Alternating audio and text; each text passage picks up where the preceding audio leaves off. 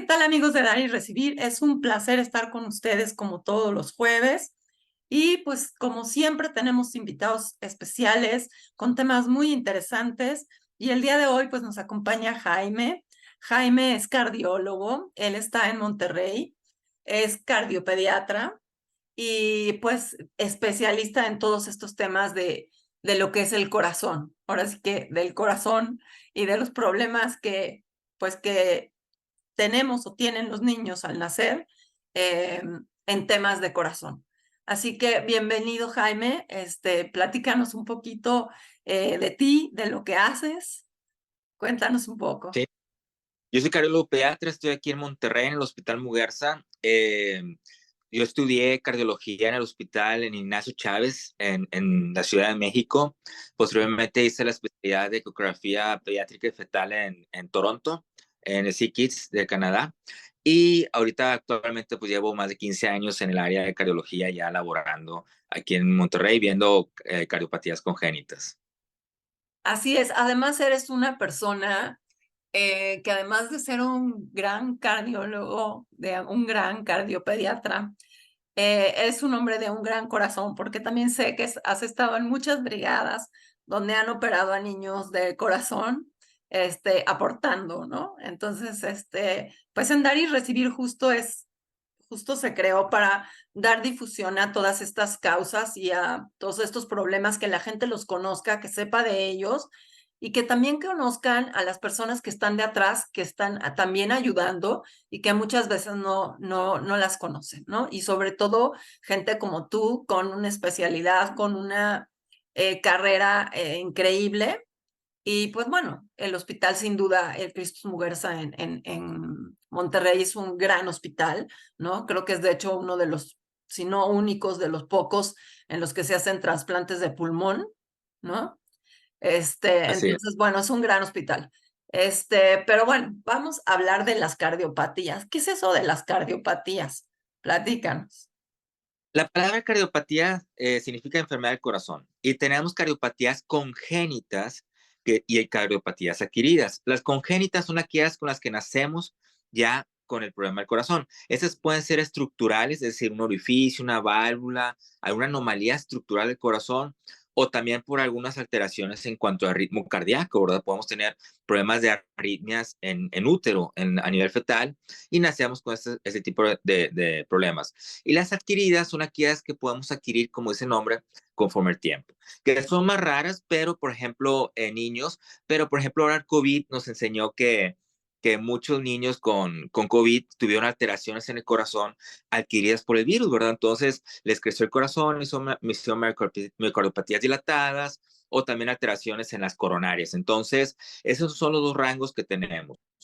Las cardiopatías congénitas son las cardiopatías o los problemas congénitos más frecuentes que vemos. De hecho, estamos hablando de una incidencia de cada 100 niños que nacen, uno tiene cardiopatía congénita.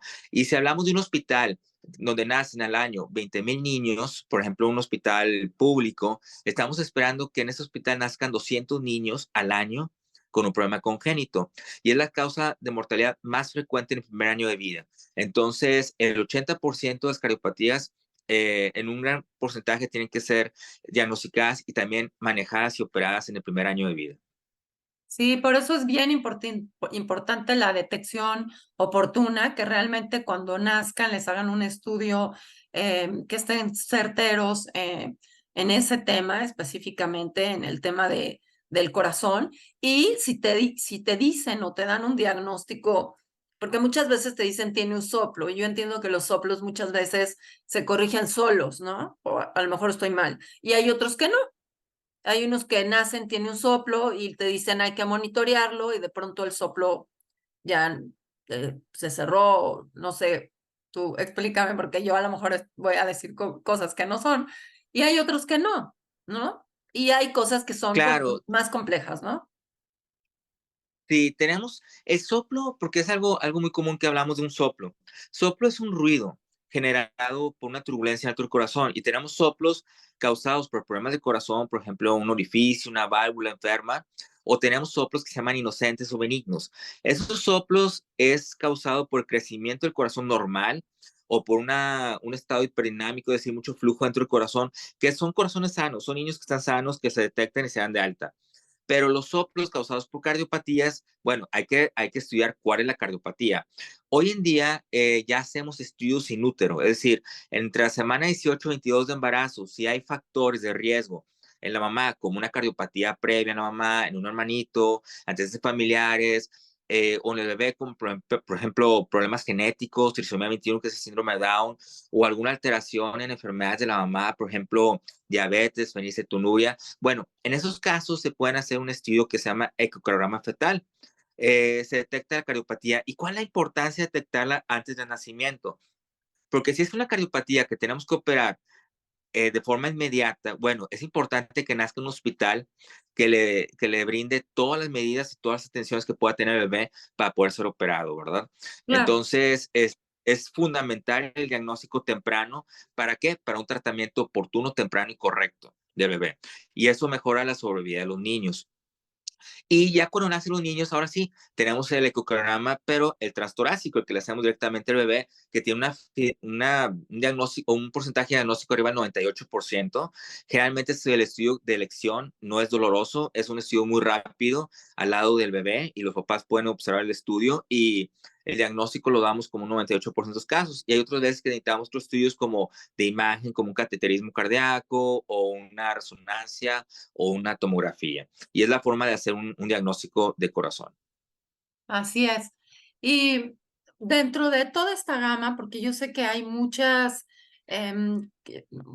o sea, muy diferentes situaciones en el tema de las cardiopatías, ¿no? Específicamente, pensando en cardiopatías, lo más sencillo de corregir en una cardiopatía, ¿qué es? ¿Y qué es lo más complejo? Bueno, de hecho hay medidas que se tienen de forma internacional donde se clasifican en 6 grupos. Este grupo son las cardiopatías que necesitan cirugía, que son los de menor riesgo, como por ejemplo un conducto arterioso, comunicación interatrial o comunicación interventricular. Y tenemos las cardiopatías de mayor riesgo, que es un grupo 6, donde podemos hablar de, por ejemplo, el ventrículo izquierdo hipoplásico, que en México tiene una muy alta mortalidad. Es, o alteraciones como transposición de grandes vasos con otros defectos añadidos, ¿verdad? O hipoplasia del arco aórtico que aumentan el riesgo quirúrgico. Entonces es importante poder clasificar qué riesgo tenemos para poder platicar con los papás y que estén enterados, ¿verdad? De los riesgos que se tienen en la cirugía y sobre todo para tener un equipo multidisciplinario que lo pueda manejar de una forma correcta. Así es. Y bueno, yo recuerdo cuando te comentaba antes de iniciar y que la gente que sigue el programa sabe que, pues que yo tuve una cardiopatía congénita, yo nací con una tetralogía de Fallot, que tampoco les puedo explicar muy bien qué es, pero era una tetralogía de Fallot compleja, no sé por qué sea lo de complejo, y pues tengo 3 cirugías de corazón abierto. Y a mí me llama mucho la atención, en algún momento platiqué con alguien que, pues antes de la cirugía, previo a la cirugía, pues yo tenía que, bueno, y más en esos años, tenía que seguir, pues las indicaciones que daba el médico, ¿no? Y supongo que hoy es en eso lo mismo, ¿no? O sea, creo que los niños tienen que llevar un seguimiento constante y las cosas han cambiado muchísimo. En mi tiempo, pues no podía correr, no podía brincar, no podía hacer ejercicio. Te estoy hablando hasta los 7 años y estaba restringida en algunas cosas de alimentación, ¿no? Como la sal, por ejemplo, ¿no? No podía comer sal. Después pasa mi primera cirugía, regreso y tampoco me dejaban hacer ejercicio. O sea, el ejercicio para mí, pues, y eso fue como muy complicado, porque para un niño eso es complicado, pero hay muchos papás que no lo platican con los hijos. Y creo que es bien importante esta parte de platicar y hacerles saber a los niños lo que tienen. Yo lo supe desde la primera vez y me decían, no puedes hacer esto y esto y esto. Claro, los niños somos traviesos y a veces, pues, no siempre vamos a hacer caso, ¿no? En mi caso, por ejemplo, pues una de las cosas que siempre me dijeron es, no puedes comer mucha sal, ¿no? No podía hacer ejercicio porque cuando mis cirugías pues esa era la regla. Ahora yo sé que es diferente, pero pues a mí no me tocó eso. Yo crecí sin poder hacer nada de ejercicio. Este, y con esta alimentación baja en sodio.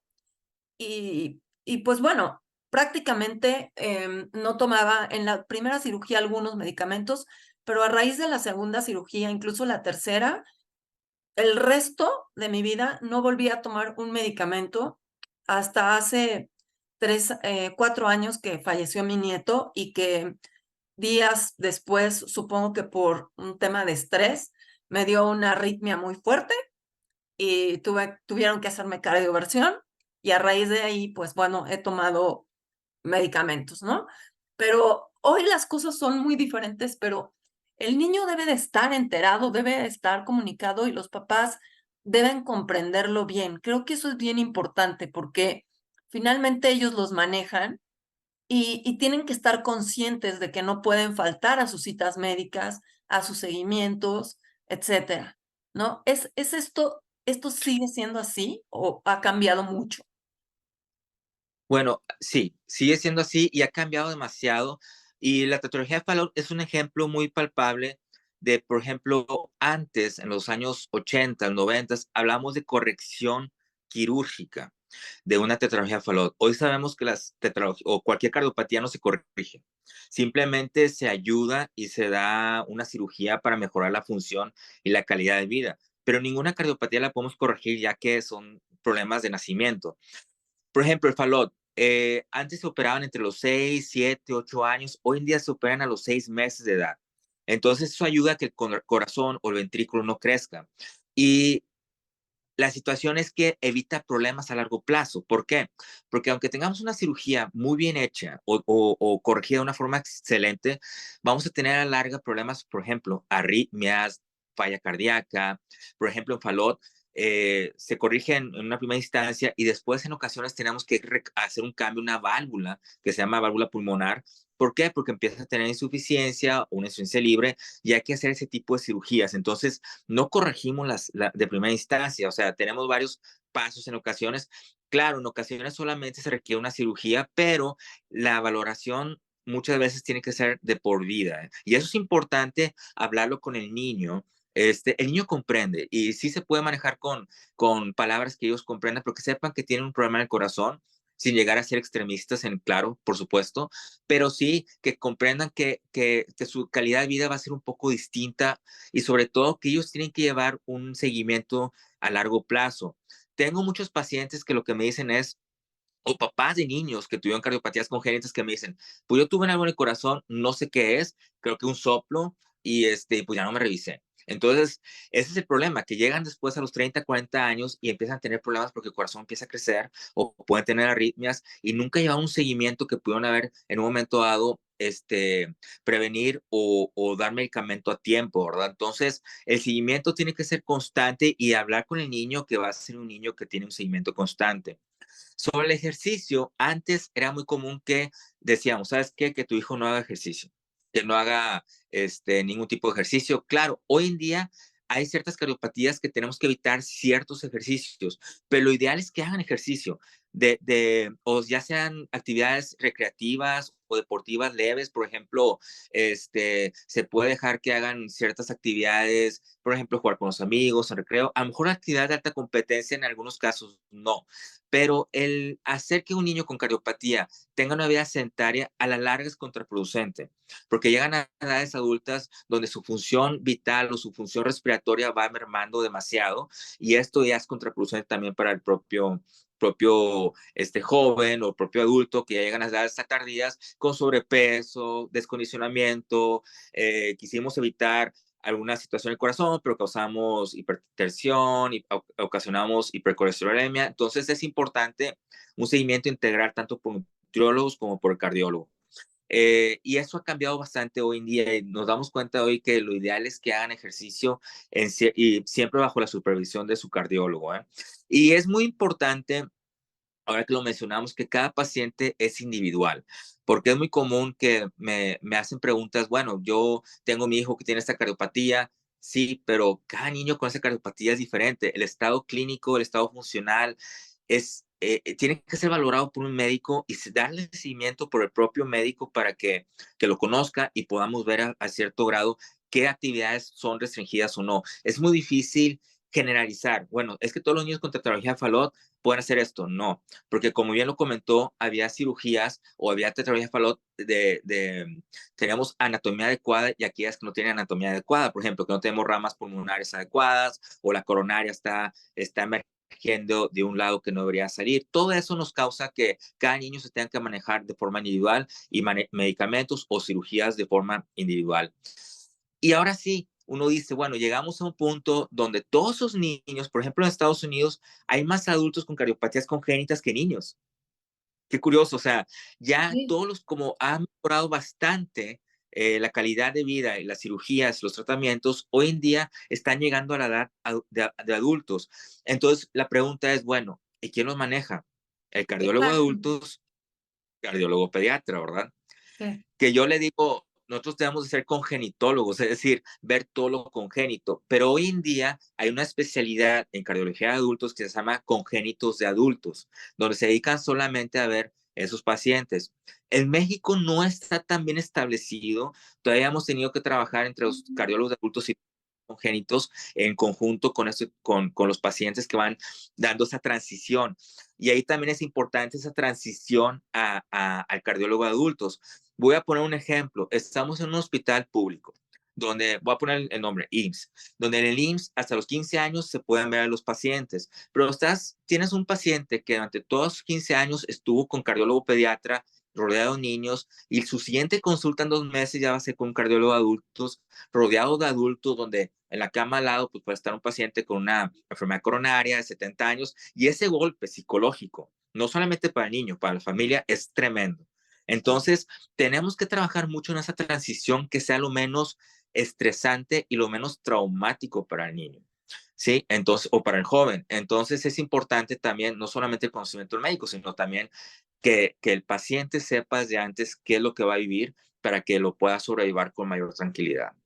Así es. Y sin duda, como dices, han cambiado muchas cosas.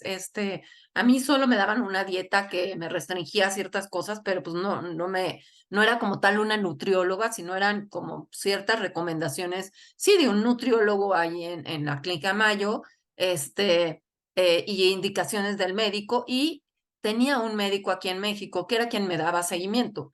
Y a mí me daban seguimiento al principio, cuando regresé, pues era como cada 3 meses. Después fue siendo cada 6 meses y después fue siendo cada año, ¿no? Y bueno, tuve mis tres correcciones de pues de de válvulas sobre todo, porque pues no, yo crecía, ellas no, ajustes y cosas así. Y tuve otra cirugía a los 14 años y otra cirugía a los 22 años. Y desde los 22 años tengo la misma válvula hasta el día de hoy, que tengo 57.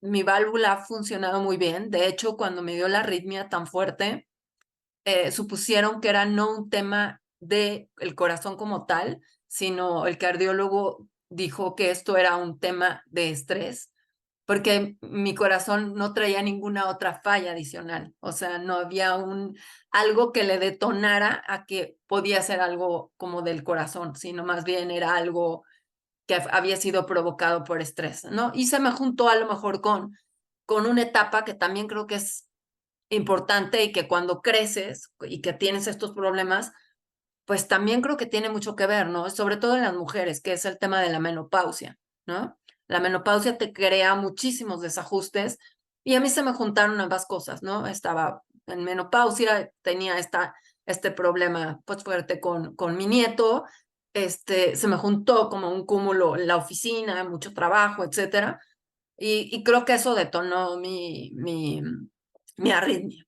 Y pues bueno, hoy estoy controlada con antiarrítmicos, y pues mi corazón ahí va funcionando. Me afectó también mucho el COVID, como tú dices, hay muchos niños y muchos adultos, ¿no? Y eso que creo que es importante, porque hay muchas personas que piensan que me dio COVID y ya pasé y no pasó nada, ¿no? Pero las secuelas de COVID a lo mejor no las ves de inmediato, ¿no? Las vas viendo con el paso del tiempo, ¿no? quizá lo vamos a ver incluso con el paso de los años, ¿no? Así es, tenemos secuelas a corto plazo o agudas en el COVID. Muchas de ellas fueron coronopatías coronopatías en adultos, problemas de las coronarias, muchos infartos, muchas dilataciones ventriculares. Y también tenemos algunos desajustes también de lo que se llama COVID largo, ¿verdad? Que es más de 3 meses que aparecieron algunas alteraciones como disautonomía, que es muy común, que es una alteración del sistema nervioso autónomo, donde hay pacientes que tienen problemas cognitivos, falta de memoria, mareos, hipotensión, dolor de cabeza, se les duermen las manos, desmayos. Entonces, el COVID sí vino a traer vaya, secuelas y vamos a ver todavía, ¿verdad? ¿Qué secuelas trae a largo plazo los siguientes 5 años? Estamos aprendiendo de esto, pero sí, el COVID sí fue una de las cuestiones que afectó tanto de forma aguda como crónica, tanto en niños como en adultos. Así es. Y Jaime, ¿qué recomendación les darías? Porque bueno, hoy prácticamente cuando nace un bebé le hacen muchos estudios, los mismos ultrasonidos se detectan ya muchas cosas, pero ¿cómo puede un papá, una mamá estar seguro que su hijo está bien del corazón? ¿Su pediatra mismo se lo puede decir? ¿O hay cosas que incluso a veces el pediatra puede no darse cuenta? ¿Cómo como papá nos podemos dar cuenta, no? Sí, eso es muy importante. Vamos a hablar de los pasos de estudios. El primer estudio es el estudio anatómico que hace el ginecólogo, ¿verdad? Si el ginecólogo o el perinatólogo ve en útero, cuando están haciendo el estudio de embarazo, que el corazón, las cavidades no están de forma adecuada o hay una alteración en un vaso, es importante llamar al cardiólogo pediatra para hacer un ecograma fetal. Y ese es el primer dato para un diagnóstico. Al nacer, hoy ya es obligatorio por la ley de salud 64.2 bis, el tamizaje cardíaco. El tamiz cardíaco es un estudio donde toma la saturación en la extremidad derecha, superior derecha o en cualquier piernita. Y si hay una diferencia en ciertos parámetros de saturación, se considera un estudio que no pasó el paciente, ¿verdad? Entonces se hace un ecocardiograma para estar seguro que todo está bien en el corazón. Ahora, clínicamente, el dato principal que un pediatra puede referir es el soplo, es ese ruidito que uno ausculta con el estetoscopio. Y aquí yo quiero mencionar algo muy importante. Antes uno decía, bueno, es que vamos a mandar a hacer el eco a ciertos niños. Por ejemplo, el que se cansa, el que se pone moradito, que tiene soplo, ¿verdad? Aquel niño que vemos que suda demasiado o hay alguna alteración genética. Pero hoy en día el eco es un estudio tan fácil de realizar, de muy bajo costo, puede ser al lado del paciente. Y hoy en día yo no creo que esté justificado el que se ausculte un soplo y esperarse y menos en un bebé que tiene una frecuencia cardíaca 145 latidos por minuto, donde no estás seguro lo que estás auscultando para poder decir, este soplo es inocente o es por una cardiopatía. ¿Por qué? Porque ese tiempo que pasa entre 1 a 2 meses, que bueno, vamos a ver si tarda en 2 meses, vamos a ver si el soplo puede ser la diferencia en la vida del bebé. Entonces, yo creo que cualquier bebé, cualquier niño o menor de 1 año que se ausculte un soplo, de forma inmediata se tiene que hacer un estudio ecocardiográfico. Son estudios ya muy sencillos, no son invasivos, no son costosos, y es una muy buena alternativa. Y ese es el cambio que estamos teniendo hoy en día. Eh, Ahora, para los papás siempre es importante tomar en cuenta ver si mi bebé se cansa cuando come. Acuérdense cuando toma la fórmula o la lactancia materna. Alguien de adulto podemos considerar que se cansa cuando hace ejercicio, pero un bebé, ¿cómo lo puedo saber? Bueno, la alimentación es su ejercicio. Si el bebé empieza a hacer pausas en la alimentación, termina y tiene que respirar para poder tomar más leche, o vemos que empieza a hundir las costillas o tiene dificultad para respirar, se pone moradito uñas, sobre todo la lengua, que es el parámetro más importante, o vemos que el bebé empieza a sudar, no de la cabecita, sino de todo el cuerpo. Bueno, son datos que nos hacen pensar en una cardiopatía. Y es importante esto, no todas las cardiopatías tienen un soplo y no todos los soplos son cardiopatías. Entonces, si hay alguna situación donde hay una sospecha clínica, es necesario enviarlo con el cardiólogo pediatra para que le haga un estudio ecocardiográfico y poder definir si hay o no hay un problema del corazón. así es, pues ahora sí que se nos está acabando el tiempo, pero realmente nos abres como este panorama. Creo que como papás debemos de estar muy conscientes de estos temas, ¿no? Hoy hay muchas cosas novedosas. En mi caso, cuando pues yo nací, no había más que los cateterismos y creo que de que nací a que me hicieron mi primera cirugía, me hicieron 12 cateterismos aquí en México.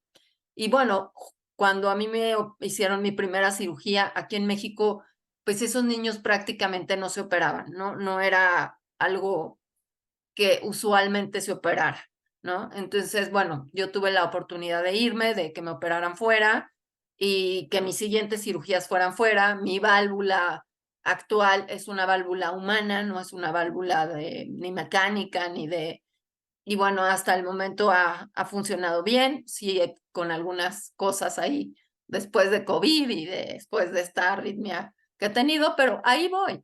Pero esa parte es bien importante, saber que hay cardiólogos especialistas en este tipo de niños y bueno, tratar de buscar a un cardiólogo así. Y si no, creo que sería también muy importante, Jaime, que hubiera una relación entre tu cardiólogo pediatra con tu cardiólogo, en mi caso, pues ya no puede ser así porque mi cardiólogo ya falleció, pediatra, pero con tu cardiólogo de adulto, ¿no? A mí mi cardiólogo, el pediatra me vio hasta que falleció, después tuve que buscar una alternativa y y pues bueno, para mí ha sido muy difícil porque mi cardiólogo era como mi otro papá. Yo me sentía mal y primero le hablaba a mi cardiólogo que a mi papá, ¿no? O sea, era así mi relación con él, ¿no? Y creo que esta comunicación entre el cardiólogo pediatra y el nuevo cardiólogo también es importante, ¿no? Sí, es siempre importante tener esa comunicación entre el congénito y el cardiólogo de adultos. Y hoy en día, sobre todo, que tengamos más apertura o podamos tener más cardiólogos de adultos con la especialidad en congénitos de adultos. Creo y no estoy muy seguro que aquí no estamos haciendo esa especialidad, pero en Estados Unidos sí se realiza o en otras partes del mundo. Entonces es importante que vayan cardiólogos, se especialicen de adultos y que vengan y den esa práctica de cardiología de adultos especializados en congénitos en México. Es importante ya tenerlos aquí en el país. Así es, pero bueno, vamos avanzando muchísimo, ya muchas cirugías se corrigen con una herida de este tamaño. Yo les puedo decir que la mía era pues, del tamaño de 30 centímetros, bastante grande, pero hoy ya se corrige con una herida de 2 centímetros a veces, ¿no?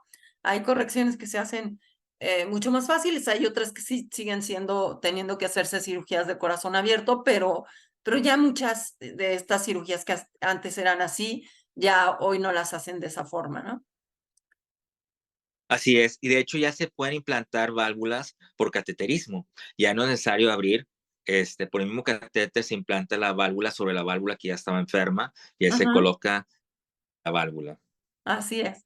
Pues Jaime, me dio mucho gusto conocerte, me dio mucho gusto poder platicar contigo porque sé de toda esta gran labor que haces con la gente, pues que más lo necesita también y con todas estas brigadas que hacen muchas organizaciones de la sociedad civil como Fundación Lilo, como Cardio Chavitos, etcétera, ¿no?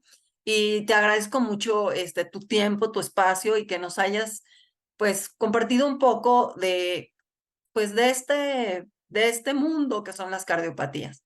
Y pues bueno, si alguien tiene alguna duda, si alguien tiene alguna inquietud, pues Jaime, la verdad es que está en todas las redes sociales, lo pueden encontrar en Facebook, en Instagram, y pues yo sé que es alguien que siempre está dispuesto a ayudar y como cardiopediatra es un gran cardiopediatra. Así que muchísimas gracias, de veras es un privilegio tenerte aquí y poder haber compartido contigo esta entrevista. No, al contrario, muchas gracias por la invitación. Pues gracias a todos, nos despedimos y nos vemos la próxima semana. Nos vemos el próximo jueves en Dar y Recibir con Maru.